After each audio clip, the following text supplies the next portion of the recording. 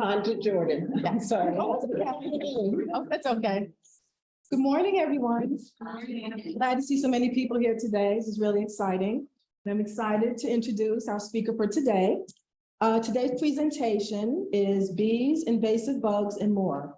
Is a look into the daily life of a beekeeper, exploring the ins and outs of both urban and rural beekeeping, and how the recent emergence of the invasive spotted lanternfly has flipped the beekeeping world on its head. Eileen Highland has been a beekeeper for 5 years and lives in Montclair, New Jersey, with her husband and 3 college-age sons. She has backyard bees and chickens that have been healthy and happy for years. Working alongside an EAS master beekeeper, Eileen has been raising queen bees in nucleus hives for the past 4 years.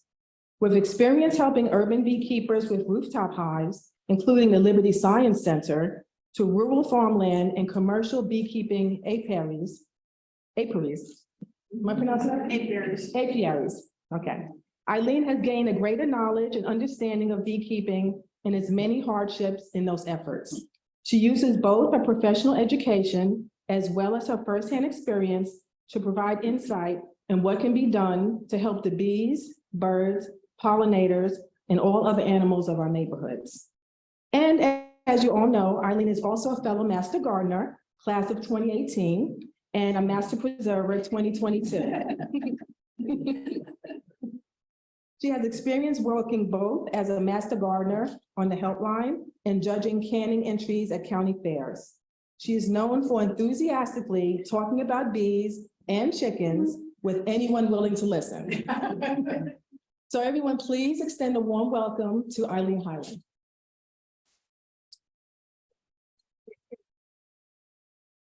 So you need to tell me where to stand, Mike? Anywhere. Okay. Okay, so everybody knows that I'm a Master Gardener in 2018, and what you don't know is when I started my class in 2017 at Garibaldi. And behind Garibaldi are the beehives. Has everybody seen those hives out there? Yeah. So I got curious about those beehives, and this is where I am now. So in 2017, Jan, I don't know if you guys, everybody knows Jan. Jan did a package install for the 2 or 3 hives that were there, which means it's a small amount of bees in a box, and he puts them in the hives where there's no bees existing, but then they live there. So Jan did a package install with beekeeper at the time, Jesse Bellenkamp, and then also David Haynes, who's also a beekeeper. And Jesse extended the courtesy to allow me to watch, and I was so thrilled and so excited. She gave me a bee suit, I put on double vinyl gloves, and this is the very first time I was ever in a bee suit or ever anywhere near bees. Okay, so everybody knows that I was at the plant sale last year, and I sold my honey, and I brought an observation hive, and I appreciate the Master Gardeners for extending this opportunity to me. This is just a picture of inside my hive. This is capped honey. No, capped brood. Sorry.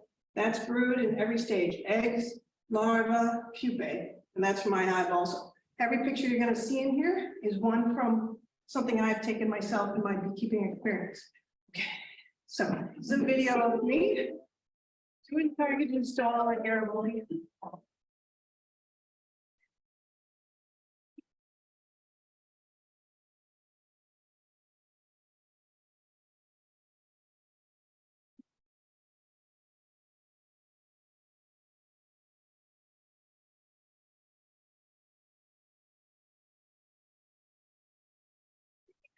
Of getting it done, but I didn't have any problem. Nobody got stung that day, so including him, and he wasn't wearing anything.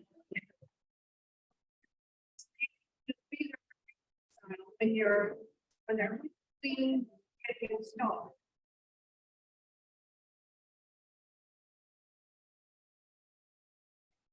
So I was absolutely thrilled with this experience, and I went home and I decided that I was going to take some beginning beekeeping classes, and there's a lot of them in the state. I started with my Rutgers beginning beekeeping class, which I actually took in 2018, and that's a 3-day course, including hands-on work.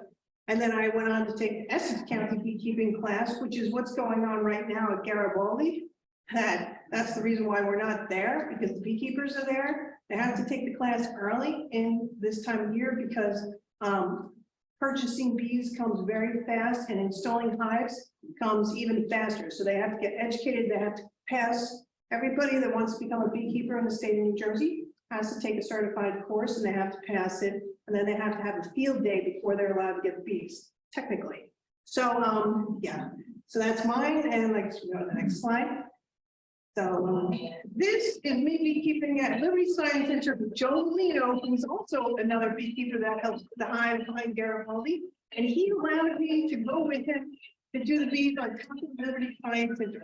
Joe is a beekeeping rock star. We all know this. So we are out on a platform roof and we're taking the bees out of the hives with the floor, near the glass. There's school kids banging on the window like this, and Joe's like, go look at them. All right, and no wall edge of the roof on the other.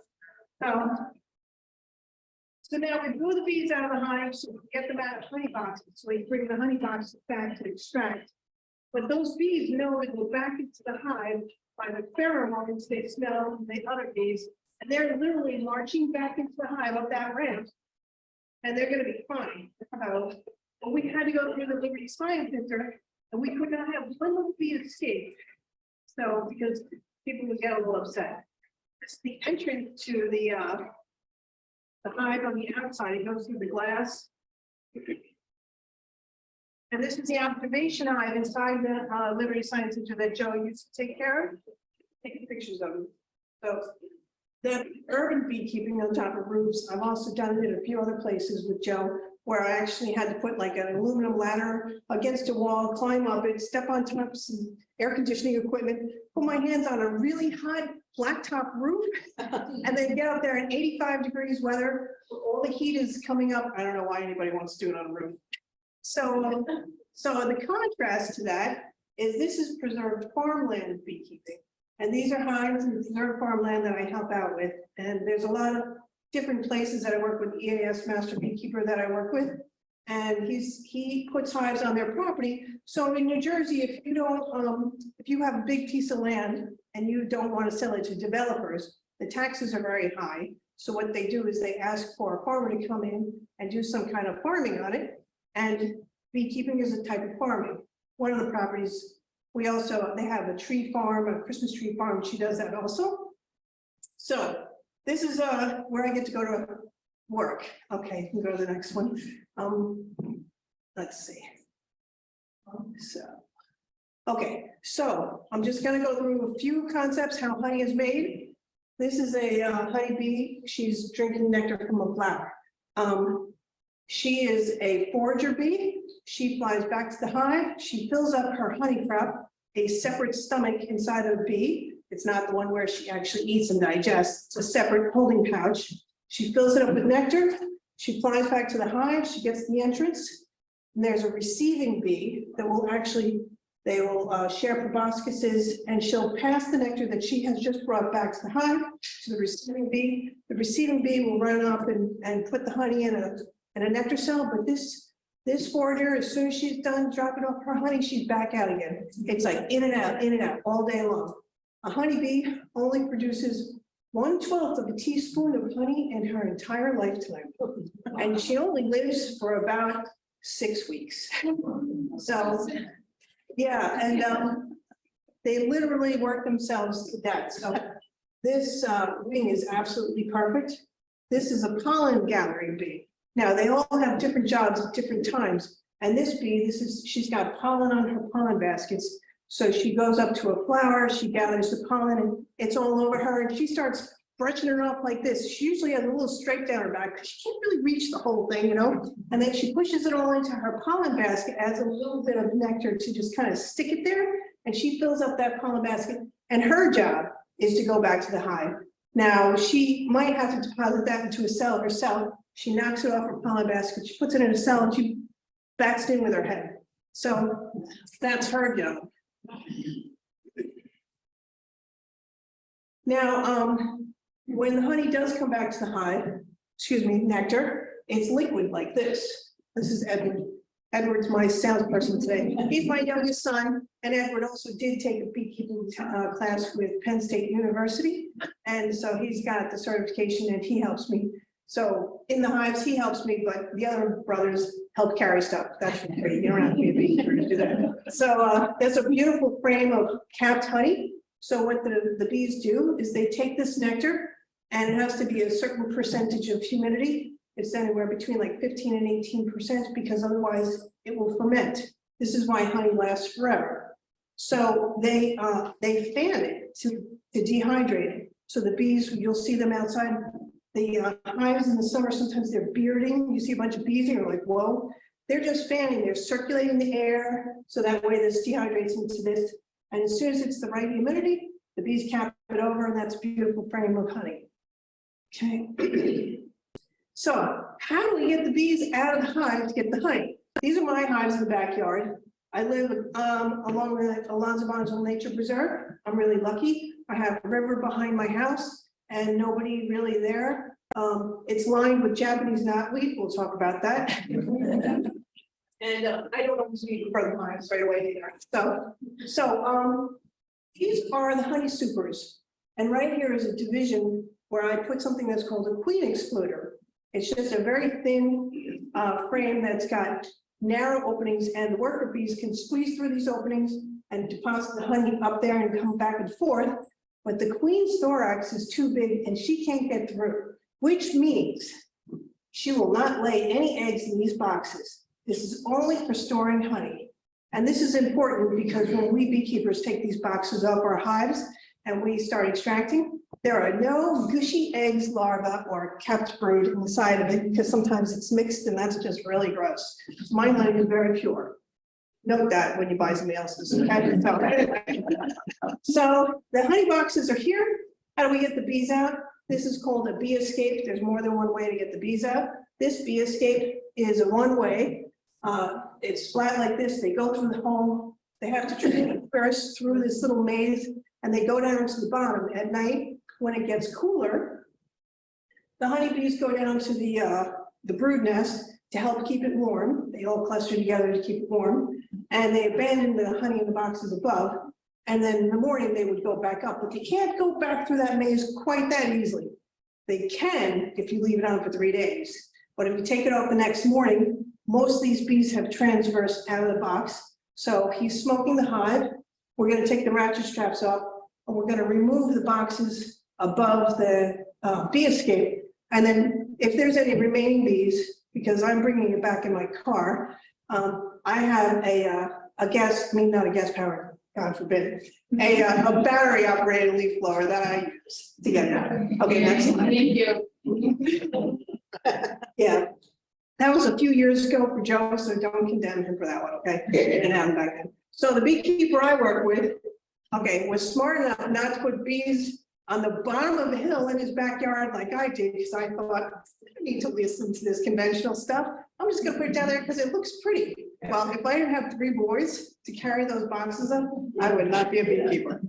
So we carry these big heavy boxes into the truck, we back the truck right up to the beehives, carry them into the back. The bees can be flying in and out. He doesn't care. We bring it back. Now for me, I put the boxes in nice plastic bags.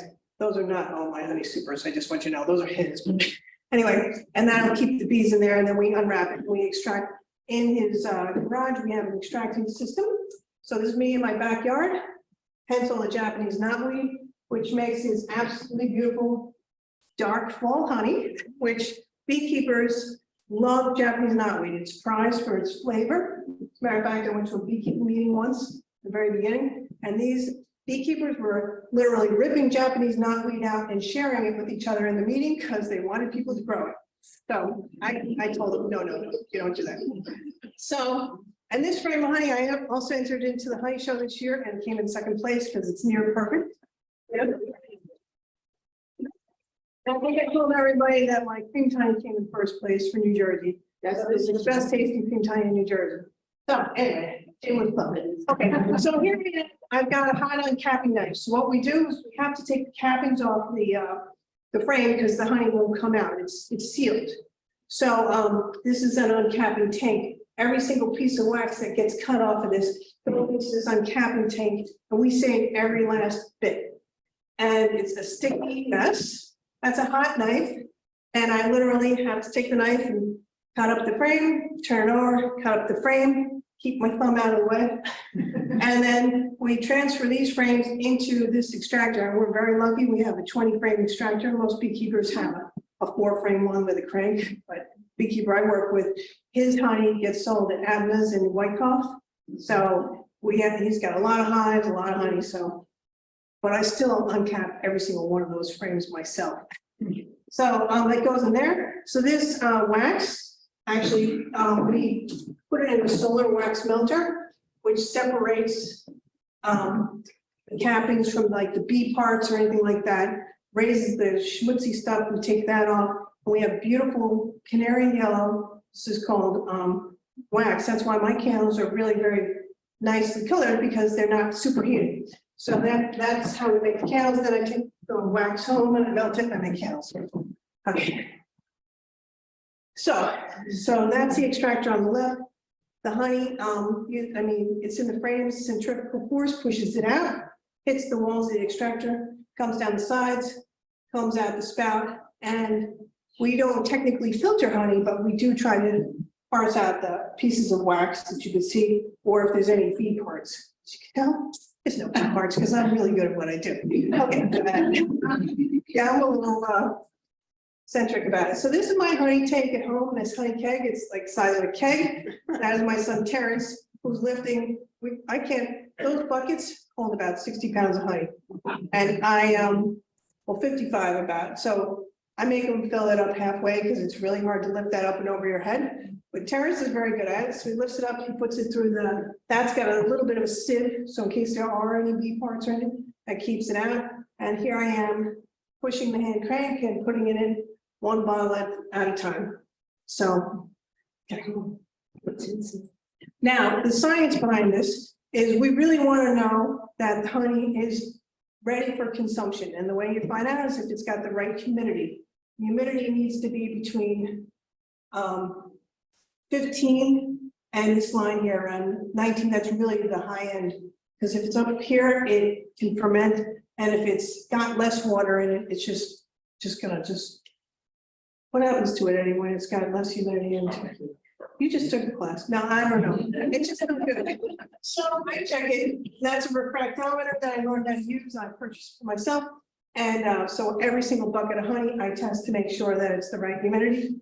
Beekeepers, if it's not the right humidity, they'll put buckets in a room and they'll turn on a dehumidifier and they hope that does it. That's way too much work. I just take them off the hives when I'm supposed to. Okay, so that's the other thing, is I take my honey off the hives in increments all summer long. That is why you're going to see light honey and dark honey, and sometimes I have a medium colored honey. So my spring nectar flow, I usually get this very light honey from. It's not clover. It's actually from the basswood linden trees this year. So everybody come up here. I have my honey samples here. And I also included some cut comb. So you can try it. I have spoons and everything, and you can take these home. And this honey has got a very minty taste to it. And I couldn't for the life of me understand where did the mint come from, because I am certainly not growing mint in my backyard. So I researched and I found out our basswood linden trees, I couldn't identify one if you asked me, actually is a prolific nectar flow. And that's where the bees brought in all this light colored honey with that mint flavor, which is amazing. So then in the next month, something else is blooming. And after I take all the frames off the hive, I put them back on the hive empty, and the bees fill it back up again. And okay, so the next one. So then we have a summer flow. And my son and I were trying to figure out, you guys know what this is, right? Somebody know what this flower is? Dad? Okay, good. Yeah, that's what it is. Yeah, that's what I thought it was. So now, butterfly milkweed? Okay. So it's just an example of. His wing is all tattered. Is what? Tattered. The edge is not smooth. It's hard to see. Okay, so this bee is a forager and she's at the end of her life. that wing is gonna get so tattered, she's not gonna be able to fly back to the hive. And most of the bees, when they do pass away, they pass away outside in the field, so there's not a bunch of dead bees by your hives. And as a matter of fact, if a bee does pass away inside the hive, an undertaker bee, that's another job, will take the bee and fly at least 10 or 20 feet away from the hive and drop it. So you never see how the hive turns over. A beehive has in the summer about 60,000 bees. And like I said, remember, they only live for 6 weeks. So they turn over, a lot of the foragers die in the field, and yeah, so anyway, so I'm going off topic here. This is the summer nectar flow, which is also kind of light. It's kind of a little different color. Now, the honey that you see is the typical honey color, right? So that's because all the beekeepers take their honey from the beginning of the summer till the end of the summer, and they pull it all together, and it turns into that honey color. They don't take it off their hive at different times. Okay, so you can go to the next one. And anybody recognize that? That's Japanese knotweed. That's the bloom on Japanese knotweed. But I'm gonna give you a second quiz question. Why is this leaf so shiny? Anybody? Varnish on It's shiny, it's sticky. Yes, very good, Mike, excellent. Okay, see me later for a big construct. Okay, spotted lanternfly. Spotted lanternfly, which I'll segue into, goes on to a lot of different plants, but it has been used, it has been on Japanese knotweed. Trust me, it really has not stressed those plants whatsoever. But the leaf is all sticky. So the bees come here to this nectar, and it produces this very dark honey. Like I said, all my honeys are over here to try the different flavors of the seasons. I've got, so this is spring, this light color. This is fall, this very dark color. And there's a whole new honey in town, and it's called honeydew. This is from the spotted lanternfly, this color. So I might be skipping ahead, but go ahead, Michael, go to the next scenes. Oh, okay, so not all beekeeping is great. This happened to me 4 weeks after I got my bees. They just swarmed. So I spent $175 per box of bees, not including the equipment, and they just flew away. So what happens is I put the bees in that box, and they were supposed to draw out honeycomb, and they didn't draw it out fast enough. So they said, this is not a place to live. I don't have any honeycombs to live in. We'll go find something in that nice nature preserve instead. So they left half the bees behind. They swarm, they take about 30 to 70% of the bees. You gotta go on the slide before this. I can't keep listening to my chickens. It's like they're like little kids where they whine. It gets me upset. Anyway, so yeah, and in Montclair, we have the electric lines that go through the backyard too, but that's nature preserve. So fortunately, when my bees swarm, nobody's getting nervous, because you know the swarms land on the trees and they're very frightening to people. They definitely scared me, but they're actually kind of gentle. They fill up with honey, they take the queen, they leave some queen cells behind where a new queen is going to emerge, and then they go off. They are a superorganism, they want to reproduce, they go off to get a new place to live. And then the original hive just builds up and gets big and strong. But they did take half my honey, so we don't want this to happen, because if it does, then I get much less honey for the year. Okay, we try the next one. Just like that. Okay, so we're done with the swarm. And this is what swarming looks like. So what we do as beekeepers is we try to catch these swarms. So we put what's called a bait box. In case you can see that as a rectangle shape. That was a bait box. That's a very big swarm. This is not mine, but it's from my the person I work with's hives. So we put a box there that's got some frames in it with some comb. We add what's called a swarm lure, which, believe it or not, is lemongrass oil that we use. We put a tiny bit of that in there. And then we think, well, if the bees swarm from over here, maybe they'll find this box and they'll want to move in there. So as soon as we see this, they go into the box, we take that box, we bring it back to another apiary, and we put them in a brand new hive that's got plenty of room and they're very happy about it. So we try to catch our hives. Sometimes they go up in trees, but this one was nice enough to go into a nice low bush with a bunch of broken flower rose around it. And we literally put a little tiny beehive there with some comb frames and a little bit of swarm lure. And they said, oh, that looks nice. And they moved into that. So we caught that swarm. But trust me, a lot of swarms disappear. And as a beekeeper, most of the time in spring, I'm spent going through dozens of hives, taking out extra bees and putting them into another box. So that way these bees don't want to swarm, and cutting out queen cells. And it's called swarm management. And it keeps the bees from swarming. We keep the honey. It's all good. But the problem with beekeeping is you always get more bees. I know, yes, the bees are dying and stuff, but when they die, they're still going to make new ones in the spring. So there's plenty of bees to go around. Okay, so swarming now.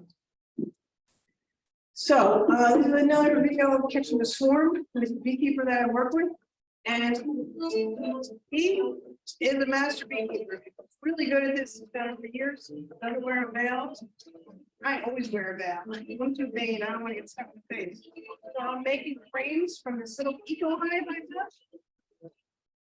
And I bought this little hive thinking, we could just have this little beehive. And I found out it doesn't really work that way. You can have a cute little beehive, but then they grow bigger than the hive and you have to put someplace else. So he's just knocking the bees and pouring them in the box. And these bees are perfectly docile because they are not defending the hive. My backyard, that's the nice bee yard my kids made me. And I'm trying to put in this little hive between my other ones. Ratchet traps are my kryptonite. I can't do them. Most of them are ratchet traps. But anyway, I'm putting a jar of sugar water on the top box inside for them to drink to help them stay healthy until they get on the next flow and they can actually start collecting. So be out in my backyard and son William with the shaky camera. It's nice. I have a nice big backyard and don't have to worry about people being near the hives. Well, that's my eco hive. Okay, we can move on to the next one. And yeah, I keep getting more bees. But so there is a parasitic mite that bees have that since about 1987 has really caused a lot of havoc. We know about colony collapse disorder, but this is yet another thing that's against the bees. So this is a varroa mite, and this varroa mite is piercing and eating the fat body of a pupa, which they really like. So female goes on a regular honeybee, sneaks into that cell right before it gets capped over. So the varroa mite stays at the bottom of the cell where all of that royal jelly is, or the worker jelly. She hides under it. She puts like a little snorkel up. The bees don't even recognize that there's something in there, so they cap that cell. So once that cell is capped and that larva is getting ready to pupate, she grabs a hold of the larva and she pierces it and sucks out of it. And if we had a varroa mite on our body right now, it would be the size of a dinner plate. That's how big one varroa mite is on a bee. So she feeds on the pupa. She lays an egg. It's a male. She mates with that male. Then she lays 3 more eggs, which are females. And then the bee emerges X amount of days later. And then the varroa mites come out. And so now there's 3 more additional females.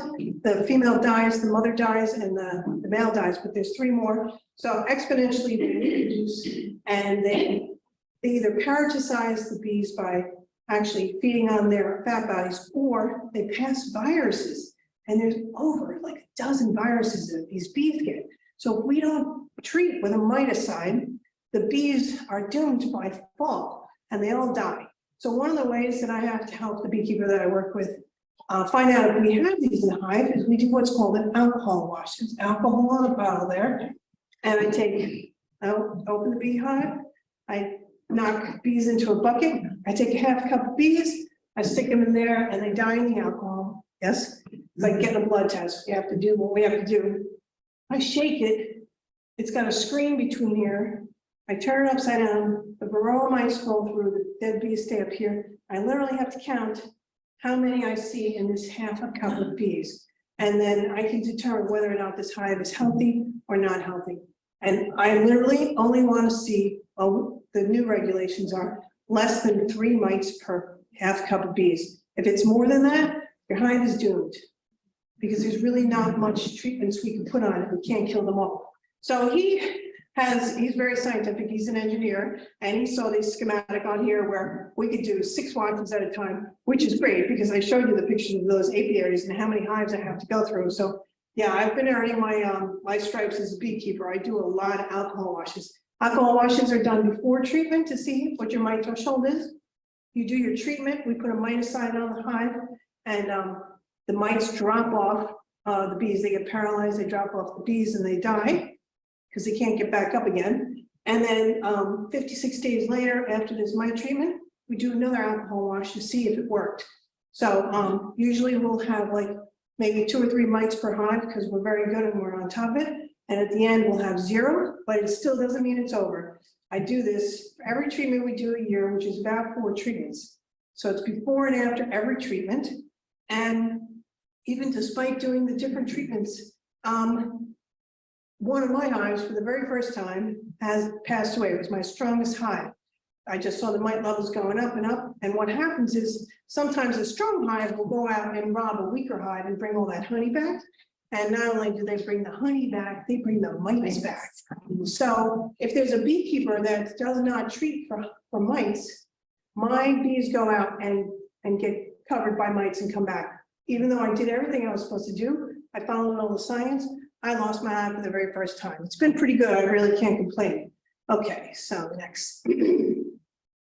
So this is gross. This is small hive beetle larva.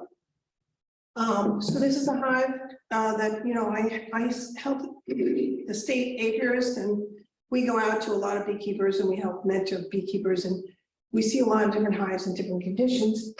Pardon me. And this is small hive beetle. These are cells with pollen. Small hive beetles really like pollen to reproduce. When a hive is not strong enough to stop these invaders, the small hive beetle will come in, she'll lay eggs, they'll pupate into larvae. The larva will eat the pollen. The larva will drop into the soil, leave the hive, drop into the soil, pupate, and then emerge. Now, the one good thing is we don't have small hive beetle. It doesn't exist over winter in New Jersey because our winters are too cold. But down south, this is a horrible, horrible thing. Hives that are not strong get completely decimated with these things, and it overpowers the bees if your hive isn't strong enough. So we have to keep an eye out. We have to go into hives on an almost weekly basis during the summer to make sure that hive is strong and thriving and has plenty of honey. This is gross, we got to keep going. And we have another invasive, okay. Okay, pop quiz. What instar is this? I love spotted lanternfly. Second is white. Second? First. The red one. First and second, right? First and second? What's first? The red one. No, the red ones are second. Oh. Yeah. The black and white are first. Yeah, the black is first. Black and white are first. And then the red are second. Oh. And then, yeah. So anyway, so because I took the spotted lanternfly course with Penn State and a permit holder, and I could look for them and stuff. I'm a real nerd. I love spotted lanternfly. I don't really love them. I love to learn about them. Anyway, so beekeepers a few years ago. Now, a lot of the hives we have is in central New Jersey and South Jersey and stuff like that.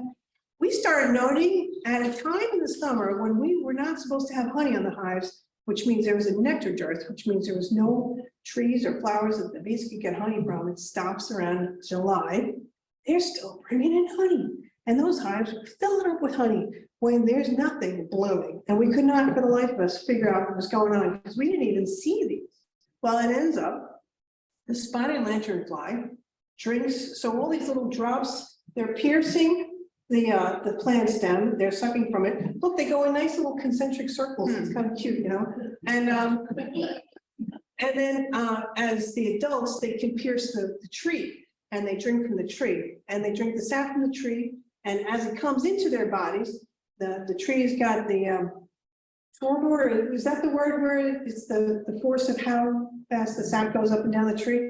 I was supposed to study that last night. Anyway, so as soon as it comes in, it goes out. So what comes out is actually a highly concentrated digested sap called honeydew. And there's places in Europe that have insects that make honeydew, like aphids and conifer aphids. And honeydew is the excrement from these insects that bees collect and bring back to the hive, and they dehydrate it, and that is honey. And that's what I have in this color here. And when you try this, it's much less sweet than regular honey. We as beekeepers thought it was like terribly gross, and nobody wanted to sell it or anything, but like in Europe, honeydew honey is prized because it's very high in antioxidants. So I just found out from a Penn State lecture that I had been watching, somebody went and tested this. Not only is it higher in antioxidants and minerals, it's higher in antioxidants and minerals than Manuka honey. That stuff is better for you than Manuka honey and a heck of a lot cheaper. So, and I know, anyway, so the thing is, so these bees were bringing back this honeydew, and we couldn't figure out what it was. We tasted it, the honey tasted a little bit weird to us, and we were letting other people try it, and people were like, oh, there's so much, it's not as sweet. I'm like, seriously? You like this? Maybe I can sell it. You know, what happens is most of the beekeepers in New Jersey do not come to lectures, do not do a lot of science, and don't even realize they have honeydew honey in their hives. And like I said, when they don't pull the boxes every 2 weeks, they just pull it at the end of the year, and every honey that you're getting from a local beekeeper right now has got honeydew in it. It just, it's all part of our honey process. Our honey will never be the same as long as we have spotted lanternflies. So spotted lanternfly attracts a lot of nectar-loving insects, you'll see here. And it's going to attract wasps that want to just drink it for energy, ants that may use it for things. You don't see any honeybees here, but they also, not only when they excrete it, it leaves that sticky mess everywhere, and then sooty mold grows.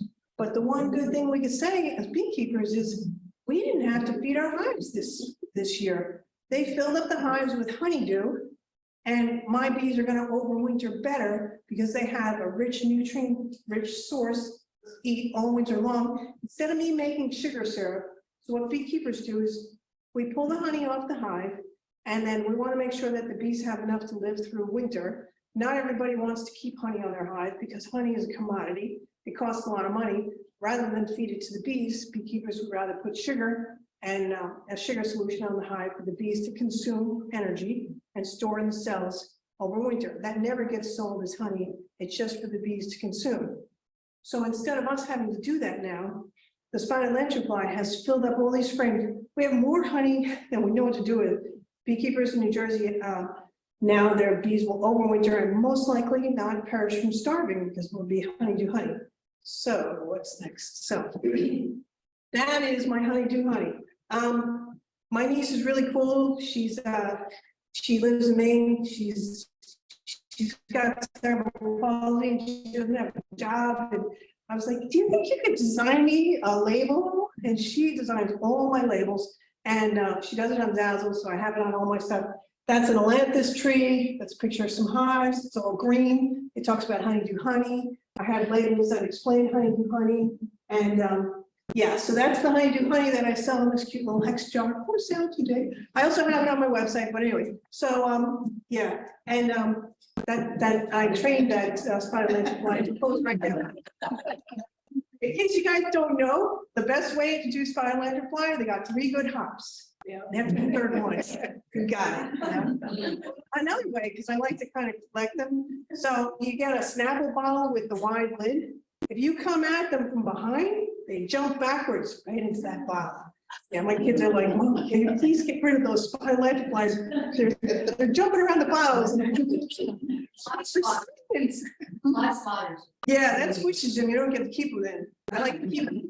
So anyway, so I did a video for myself on spotted lanternfly, and I think that's next. Now I might go a little fast, but I also have it on my YouTube channel. I do these things for myself. So this is through my screen window on Boston ivy that is on the back of my house, and they're drinking from the Boston ivy to my screen window. Okay, you press play. Okay, so yeah.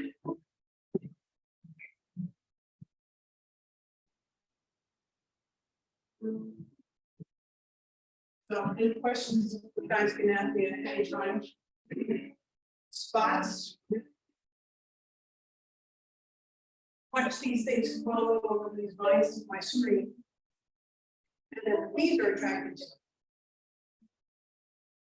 them.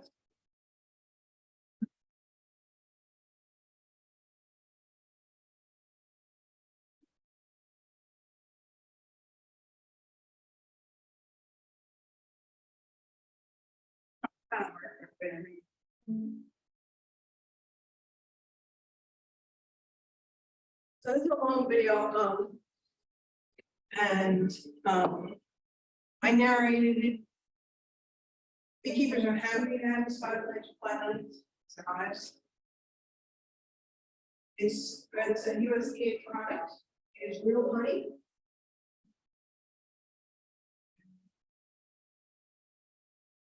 So are you saying we should not be killing? No, you kill them. Don't spread out. No, there's plenty to go around. We just have to have one good thing. You know what they're doing. One good thing that comes out of it.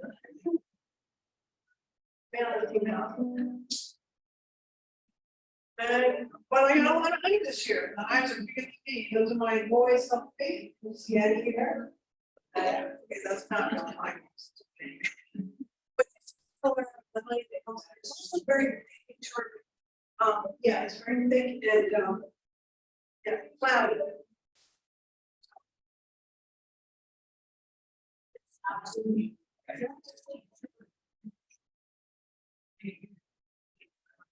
Here. They before even notice. Okay.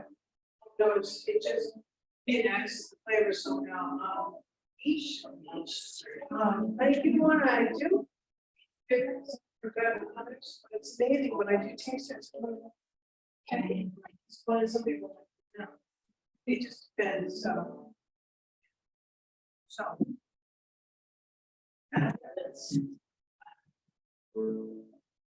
That's it.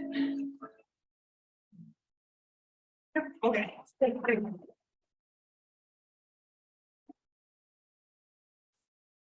Jessie before, Jessie was the one who let me wear her veil and she was doing the packaging install at Garibaldi.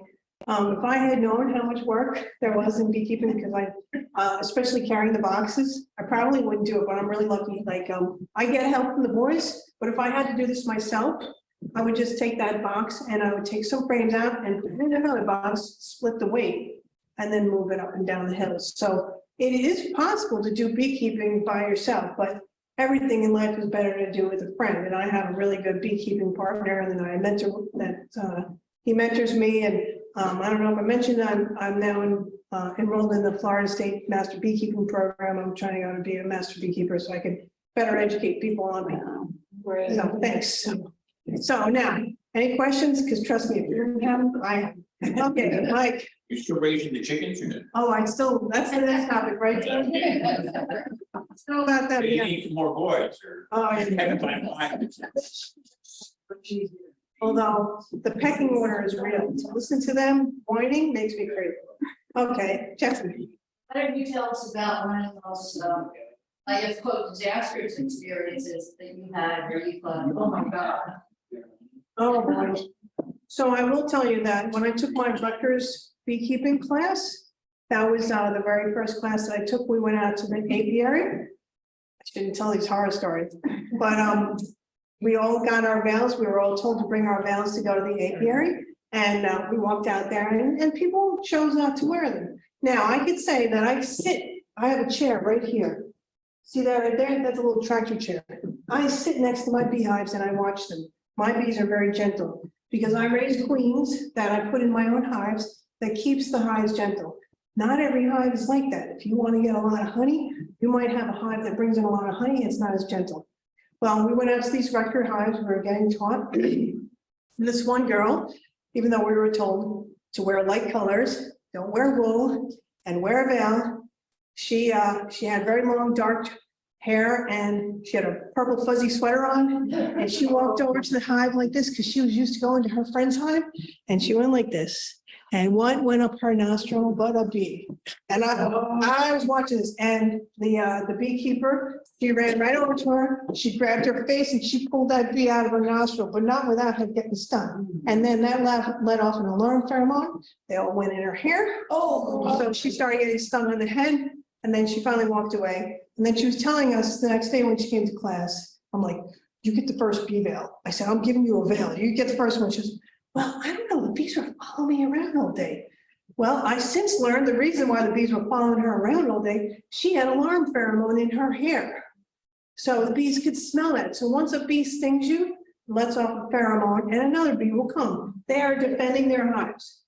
And, you know, so that's why I always wear a veil, just in case I go to a hive that, you know, might be slightly defensive. But my second question everybody's going to say is, do you ever get stung?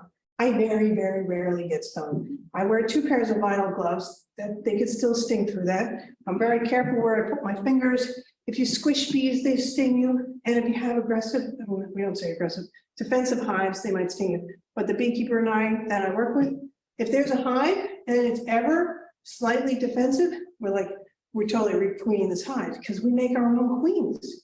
And we breed these queens to be gentle. We're like, that hive over there is so gentle. You can just go into it and the bees hum and you could just smell everything. We're going to get a queen from there. So we'll take her offspring, her egg, and we'll turn it into a queen. And how do we do that? The difference between a worker cell and a queen cell is the orientation. Worker cells, they're horizontal. You can see the honeycomb on the face of it. A queen cell goes up and down. So if there's an egg in a cell and I literally point it this way, the bees say, oh, you want to make a queen. They change the diameter of the cell to make it bigger to fit her, and they feed it royal jelly for the entire time. A regular worker that's here with the egg at the back of the cell, they feed it royal jelly for the first 3 days, worker jelly and pollen and honey the rest of the time. And that's the difference between a queen fertilized egg and a worker fertilized egg. So we raise these queens, so we raise a lot of gentle ones, which is very beneficial because anytime a hive is no good, we put a new queen in, or if anytime we ever lose a queen, we could just replace it. But most beekeepers do not have this benefit. If you want to get a queen, you got to call a beekeeper company in Pennsylvania and they have to mail it to you. And it costs almost $100 with shipping. It takes 3 days. The bee gets all stressed. You're lucky if it even lives. So I'm very, very lucky that we learned how to do this. As a matter of fact, got a little plug here. We sell them, yes. And we sell, we are going to be learning how to do instrumentally inseminated queen bees through Penn State University. I'm doing a program called EPIC. And me and the beekeeper I work with are one of 2 beekeepers in the state of New Jersey that got chosen to do this program. The other one is the Rutgers professor that taught me one of my beekeeping programs.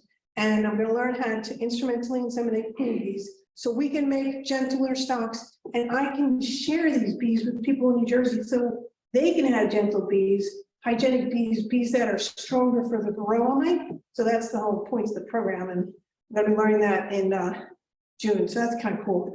So yeah, so I dove into this whole beekeeping thing and got into all the science of it and my hobby out of control. So, sure.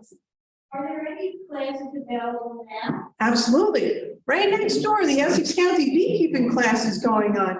I think it's a little too late for you to get into it, but the good thing is every county has got their own class. And if you go to the New Jersey Beekeepers Association website, NJBA, online, they list every county with their classes. But if it's too late, the good thing is Penn State's got an online class.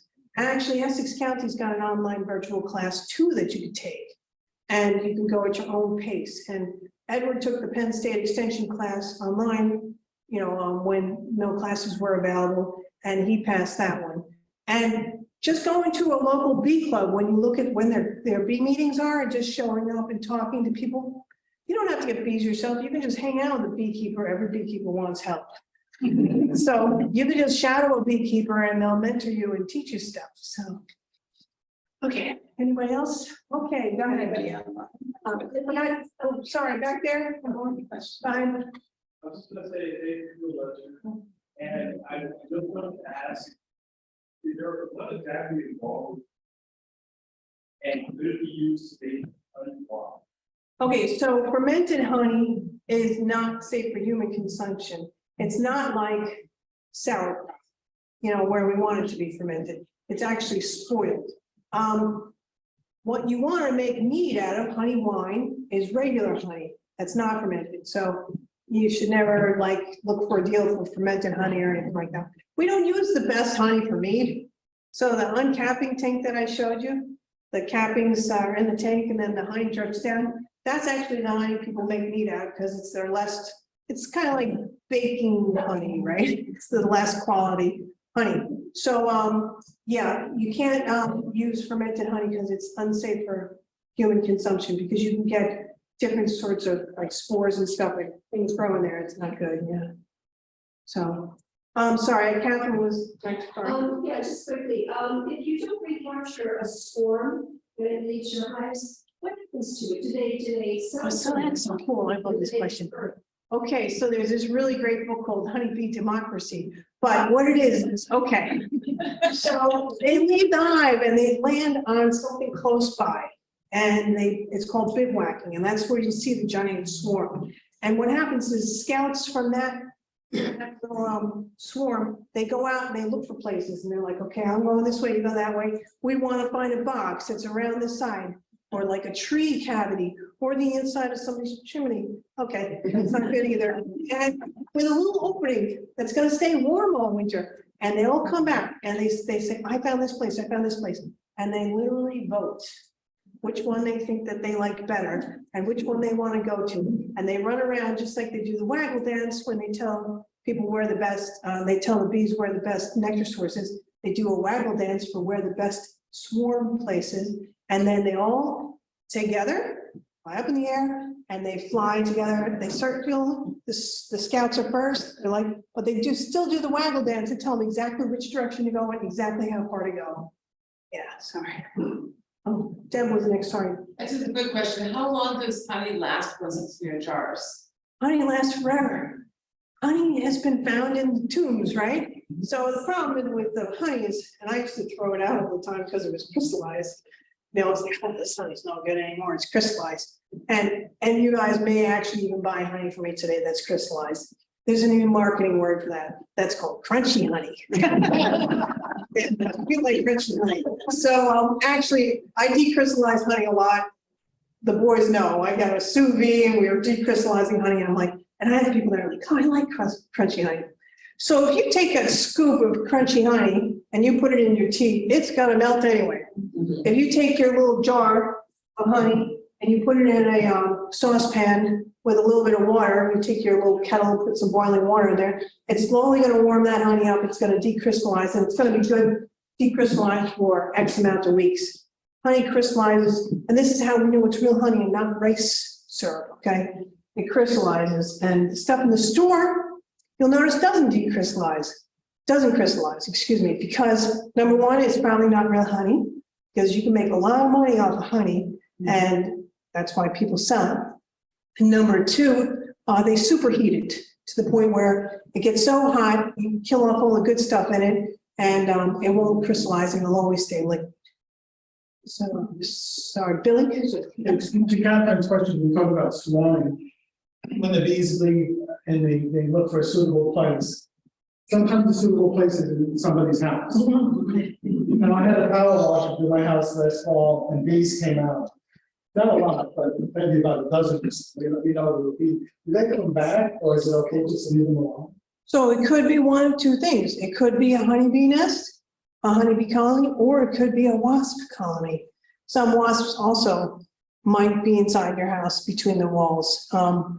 So you have to figure out what it is. Now, if it's honeybees, they're there all winter. They're not going anywhere. They overwinter. And then they overwinter and that nest gets bigger and bigger. So interesting though, the framing inside your house makes a nice wooden warm cavity and they just build up and they just build down and that's their one entrance. And it costs a lot of money to have that extracted and removed. They literally have to cut your wall and go in there, or you could just leave it. If they're not doing anything that's like, if they're not coming in the house or anything like that, you can, and if they're not bothering you when you're outside, you can just kind of leave it. Because it's a big deal. Go ahead. Sorry, your name? What's your name? Phyllis. Phyllis. Hi, Phyllis. I don't- I had a question about the warm days that we've been having. And I've noticed the last few days, a lot of bugs are out. Does this impact, the bees? Because there's nothing out there for them to eat now. That's right. So right now, so the bees in my backyard, on warm days like that, they leave the hive and they go on something that's called a cleansing flight, which means they've been holding it in all year and they go outside and they poop. Because they don't poop inside the hive. So on warm days like this, they're like, yes, I am going out there. And they may have never even seen the outside of the hive before. So this is great for the bees. They come out, they orient, they look around, they fly around, they're like, okay, there's 5 little boxes here and there's a tree there. I know where I live now. There's the sun, I'm going back in. So they do their orientation flights in this weather. But the other thing that they do is they consume the honey that's in the hive. So that's why we want to make sure we have enough honey in there because they need the honey for their flight muscles. And they also might start raising brood, which means they're consuming the pollen. Sometimes I have a pollen feeder over here that has artificial pollen in it that if they are interested, they'll go back and forth. And right, there's nothing out there. So we as beekeepers have to make sure that if there's warm days in the spring like this and they need to consume honey, I have to have a lot of honey in that hive for them just in case, because by April, they'll be starving. And that's very sad. Now, they're doing what they're supposed to be doing. The insects are probably coming in and coming out, and when it gets colder, they stay in at night. And the colder days, when it's cold, the whole hive just makes like a little basketball shape in there. And the ones on the outside, well, they all shiver their flight muscles. It produces heat. It's literally 90-something degrees in there in winter. I have scales on my hives telling me how heavy the hive is to tell if I have enough honey in it. And I also have temperature sensors in my hive to tell me if the hive is still alive. If there's temperature that's above the outside temperature, I know that the hive is still alive, rather than having to open it up in the winter. Has a lot more information. So we got a question online that says, won't the hot water destroy the raw honey properties? Yes, it does. That's boiling water. Warm water won't. No. So no, you just bring it up to a boil, simmer, and you put it in there, and that's going to decrystallize it. But if you superheat it, and I forget what the temperature is, but let me just tell you, they boil it, and then it does destroy it. Yeah. So yeah. Just a comment. How'd I do, Mike? I wanted You to. well. Okay, thanks. Guys, however, is that the population of your hive is about 99% female. It's true. It's very true. Okay, All so the worker bees are all women. So the worker, all the bees that do work, yeah, I could really do a whole bee biology thing and explain everything to you. And it's interesting. So right now, so the first sign of swarming, and most beekeepers don't get that. The first sign of swarming in your hive is when the bees are producing drones. So the colony produces a lot of drones in the hive because they want those drones to go out and find queens and mate. So you'll see drones in the spring during the nectar, when there's a lot of nectar because they have a lot of resources, and it takes a lot of energy to produce a drone. They take longer to feed, they take more days to be made, and they don't do any work, and all they do is eat. until they're out, until it's a nice weather and they go out and get mated. I'm sorry, let me just redo this. Until it's nice weather, they go out looking to go get mated. And they go out every day, at least 2 or 3 times a day, looking for a queen. And the really cool thing about that is they don't get the queen that's inside the hive. They can only mate midair with a queen. And the drones can only fly a certain amount of length. And the queen in this hive can fly further. So they never catch up to her. So they never meet with their mother. So these drones, they oh, this is really a lot of biology. Sorry, they actually fly out there. They find a queen midair, and they mate with this queen in midair, and they deposit their sperm, and then they die because when they deposit their sperm, they actually lose their whole endophallus is a nice word for their junk. It explodes in her with sperm, and he falls to his death. But he was lucky because most of the other 50 or 60,000 drones that are in these drone congregation areas, they just hang around in the air and they're in different places. They can smell a queen and they all go flying after her, and whoever catches her gets to mate. So the queen will mate. They just found out now, it's like up to like 30 different drones. So she gets a lot of sperm, she mixes up in there, but she only really uses about 10% of of all of that. But now she's got a nice whole bunch of different drones from different hives with different genetics, so that way she can lay healthy eggs. So yeah, now in the winter, drones, since they're not going out to mate, they are just a drain on the resources. So in fall, they literally, the workers kick the drones out of the hive. They literally carry them out, they won't feed them, they keep them away from the nectar, and they kick them out, they drop them out of the hive, and they bar the door, and they do not let them back in, and they all. Next year, they make new ones. So, good point. Psychological level. Drones, a lot of people are drone bashers, but I think they have a very important purpose, and yeah, so. So one of the things I had to do for my learning about my instrumental insemination classes, I had to mark drones. It took me forever to realize that drones didn't have stingers. Drones have other parts, you know, that they need to have back there. So you can pick up a drone bee and it's never going to sting you. So we had to pick up drone bees. We had to use a pen, a marking paint pen, and put some paint on them. And our experiment was we put them back in the hive, and then we opened up the hives next door, and to see if those drones went back to their own hive or the colors went back to different hives. Those drones, they are opportunistic. Whatever's closest, they go back to. You see these colors of rainbow all over the place. So, but you know, usually the hives, they just let them in because they're like, oh, they're not going to do anything, you know. So, but they wouldn't do that with a worker. Yeah. So when I was marking them, the first thing they do, unfortunately, is poop. And I remember putting them back in the hive, and I was asking my teacher, I'm like, all the bees, they go around the drone, and they're like, you know, they surround it, and they jump on it. I'm like, what's up with that? And she's like, yeah, they can smell the poop on the drone, and they're trying to clean it. They're like, get out of here.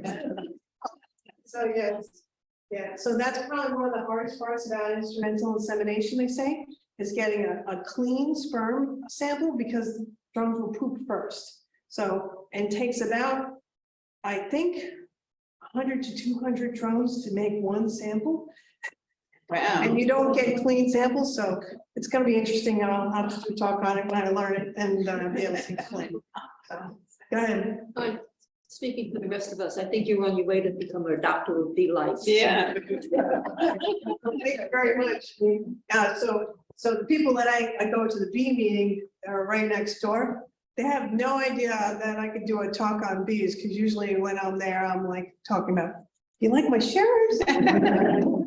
The bee fleeing on, they don't even know that I can give a talk and I have all that information. So just, I have your honey at my table today, Thank you. just what was left of it. I appreciate it. So I brought some samples here. You guys can just grab these things and go home. This is the comb. So what I do is I take the cut comb.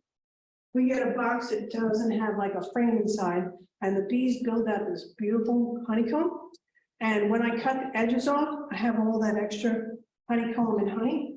And the neat thing about this is when you have honeycomb, you can put it like on a charcuterie board and pair it with your cheese, or my brother-in-law came up with something with some salmon, smoked salmon. It was really good. But anyway, this is the honeycomb that has the mint flavor from the light colored honey. So you could taste the mint flavor in this honeycomb. So there's an X amount of samples here. So just take them home, and you could spread it on your hot toast. The wax will melt into your toast.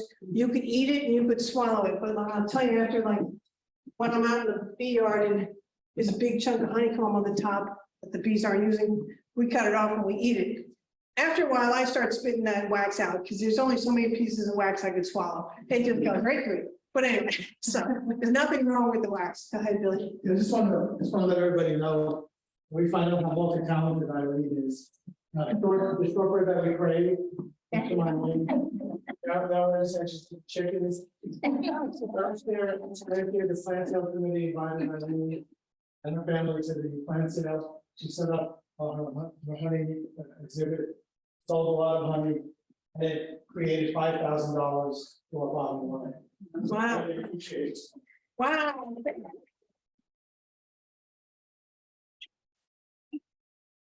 If it wasn't for Jesse and David and Jan inviting me for that package install, I wouldn't be here today. So thank you very much, Jesse. You know, and I appreciate it. Yeah, so. It's great to see And, what you've done with it. oh, yeah, and you could always ask me anytime questions. I love talking about this stuff. I got 2 jars at home, a square jar and a talking about bees when I wasn't asked jar. And that was really good. My boys know so much about beekeeping because all I do is talk about it. Thank you. Thank you very much.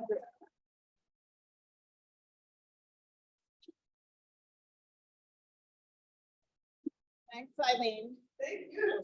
The Okay, so- class of 2018 is very proud. And for people online, I guess that's it. If you run down here, Eileen's selling some products. I have a website, dailyhighland8areas.com. QR code, you can scan it. If you don't want to shop, you can always look later. How did you get your name? Stately. Oh, so yeah, you know, Batman jacket, Stately Wayne Manor, right? So one of my friends called my old apartment when we first moved in, because I used to have tea parties and stuff, they called it Stately Highland Manor. So it's stuck. So I call my house Stately Highland Manor. I call my bees Stately Highland Apiaries. I call my chickens Stately Highland Farm. So that's where it came from. It's just funny, you know, so. Thank you very much. Oh, thank you. That was great.